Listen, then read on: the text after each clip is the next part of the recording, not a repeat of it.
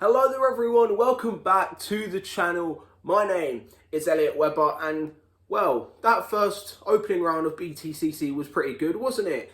Yeah, as you probably know already, the first round of the British Touring Car Championship took place last week at Donington Park, where we had very good racing. I like it a lot. Now, you're probably wondering, what part of the weekend am I going to be talking about? Well, first of all, I'm going to be talking about the hybrid system, whether that works or not, and then I'm going to be just giving my thoughts on some drivers' performances. So let's, of course, start off with the hybrid system. If you've been living under a rock, you might not know what hybrid is, but I have explained it multiple times. It is the brand new system for 2022 in the BTCC, brand new for this year, replacing success ballast, so all the cars are basically the same weight. They are heavier because of the new system that are coming in, but yeah. So the hybrid system, as I've said, you get a button on the steering wheel. There will be a flashing LED light, which you would have seen on ITV's coverage, and as well they showed it on the TV graphics last weekend. And do I think that it works? Yeah, I think it does. I think the hybrid does work. I think we saw that with Tom Ingram in race 2, where he had the least amount of ballast but still finished second. We saw it in the midfield as well. You know, we saw Bobby Thompson, Creasy, Plato, Aaron Taylor-Smith, Dan Rowbottom all getting into some battles. And it is very good. I think this is very good for the sport. I think there were some reliability niggles. We saw Jack Buttel had 2 DNS. Ollie Jackson and Sam Osborne, the 2 motor-based Fords, were struggling as well. Dan Camish as well had some reliability, but I don't think that was with the hybrid. I think, whilst yes, there are some little issues to be fathomed out, I think come the end of the year, come 2023, this will be working properly, and it will officially, I think it will become closer, and I think it has become closer. I think, you know, I think that first lap in race 1 or the second lap, what a way to start off that race. That was awesome. We had 6 cars fighting for the lead on lap 2 of the first race. Like, with the ballast, we wouldn't have seen that at all. We would not have seen 6 cars fighting for the lead on lap 1. It is absolutely awesome. And yeah, I think, in my opinion, this hybrid system does work, and I'm really excited to see how it's going to work at Brands Hatch. Brands Hatch, of course, they're using the Indy circuit for the second round, where of course we do know we'll go back to the GP circuit at the end of the year. I am really interested to see how the hybrid system is going to work at Brands Hatch compared to Donington Park. Donington Park is a much larger circuit and a much longer circuit than the Brands Indy circuit.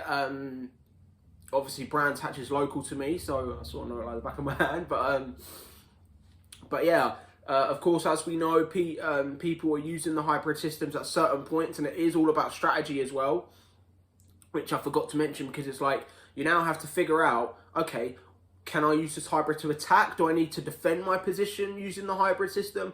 It's absolutely awesome. It was awesome in qualifying. It was also awesome in the races, because people, as I say, some people are using the hybrid to defend as well as attack, which is great, because now we get awesome racing. Not only that, we saw some awesome overtakes as well. Gordon Shedden in race 2, running outside of Tom Ingram.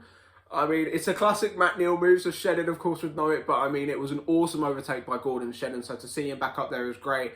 And yeah, in my opinion, this hybrid system works. Now let's talk about a few drivers who really impressed me in that first race of the season.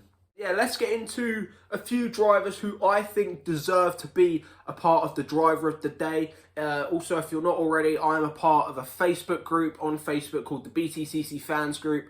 I will leave a picture up or something of what the group looks like. So if you want to join that and join some of the conversations we have, it is a very fun and a very safe environment for all BTCC fans.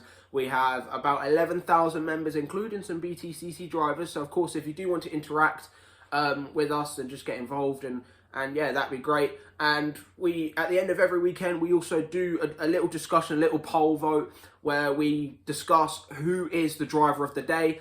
And I mean, I think, first of all, we have to talk about Jake Hill, because he was absolutely, he was on it. He was probably the fastest driver all weekend. He got his first ever official pole position. Of course, remember, reverse grid poles do not count towards your statistics. So he got his first ever qualifying pole position.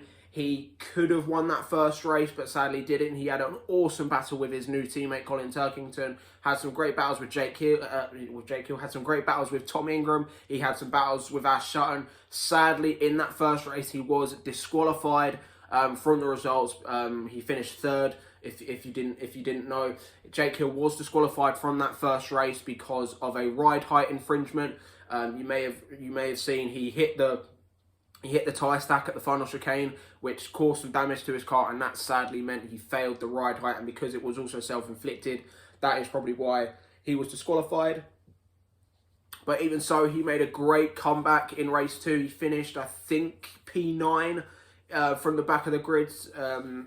So yeah, Jake Hill in that BMW, really impressing. And then, I mean, race 3, he just dominated. I mean, race 3, he got reverse grid pole, and then he just ran away with it, got the fastest lap, led every lap, won the race. Jake Hill was awesome that weekend, and honestly, I do think he probably could have won all 3 races, and I think there will be one weekend where Jake Hill will take 3 out of 3. Of course, we know that has only happened twice in BTCC history, done by Dan Eves in 2005 and done by Jason Plato in 2009, both of course in the Honda Integra and then in the Chevrolet Lacetti. So yeah, Jake Hill, I do see him winning 3 out of 3, and I think Donington Park, he showed why he is a threat in that BMW. I think a lot of people, when he was announced at BMW, we were like, yeah, he's going to contend for the title. Some of you may know I have said that I am backing Tingram for this title, but I won't be surprised nor disappointed if Jake Hill wins it, because he is an incredible driver and he will show that for the rest of the year. And I won't be surprised if he wins at Brands Hatch again. Honestly, Jake Hill will be up there at Brands. It's his local track, a Kent lad. So yeah, Jake Hill will be up there. Not only that, I have to put in George Gamble as a contender for driver of the day. George Gamble, what a rookie weekend he had. He got P5 in qualifying in his first ever qualifying session.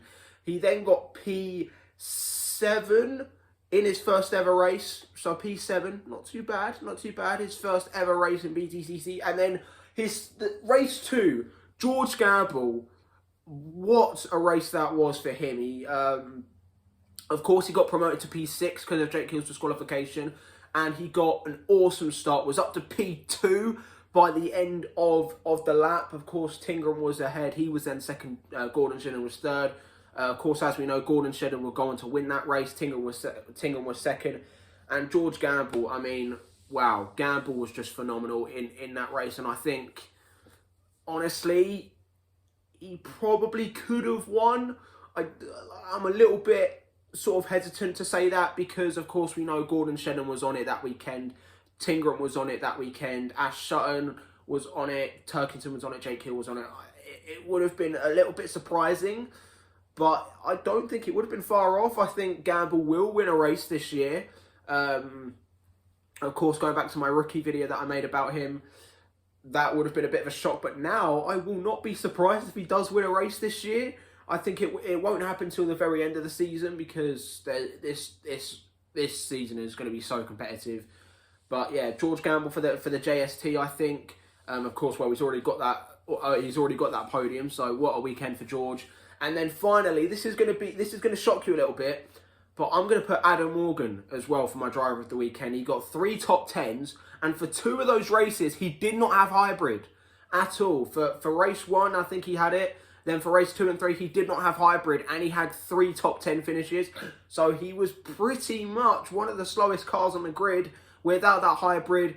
And yeah, Adam Morgan, I have to put up there for a contender for driver of the day. But let me know what you guys think in the comments below. Who is your pick for the championship after that first round? What do you think of the new hybrid system as well? Does it give good racing, or don't you like it? Do you think we should go back to the ballast system? And not only that, who was your driver of the weekend? As I say, I've put up some contenders, and that is, of course, Jake Hill, George Gamble, and Adam Morgan. Those are my 3 contenders for driver of the day from last Sunday. And, of course, let me know your predictions for Brands Hatch. And as I say, if you're on Facebook, join that Facebook fans group because it is a good laugh. We all have a good laugh. and is a nice, a good-natured, safe environment for you all. So yeah, thank you guys for watching. Of course, if you are new around here, be sure to subscribe, like with your mates, and share with your mates as well, because it does help my channel grow, because we are on the road to 200 subscribers. Thank you guys for watching, and I will see you guys in the next one. Goodbye.